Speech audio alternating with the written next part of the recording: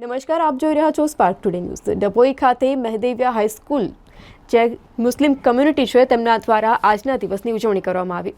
24મી જાન્યુઆરી ગણતંત્ર દિવસની આજે ઉજવણી થઈ રહી છે। ઠેર ઠેર અનેક સ્કૂલોમાં આજે બાળકો દ્વારા ઉજવણી કરવામાં આવી રહી છે। તો મુસ્લિમ કમ્યુનિટી છે તેમના દ્વારા આ સ્કૂલ ખાતે વુમન એમ્પાવરમેન્ટ થીમ ઉપર ખૂબ જ ધામધૂમપૂર્વક ઉજવણી કરવામાં આવી। શિક્ષકગણ છે, સાથે જ સ્કૂલનો જે સ્ટાફ છે, વિદ્યાર્થીઓ છે તેમના દ્વારા હર્ષોલ્લાસ સાથે આજના દિવસની ઉજવણી કરવામાં આવી।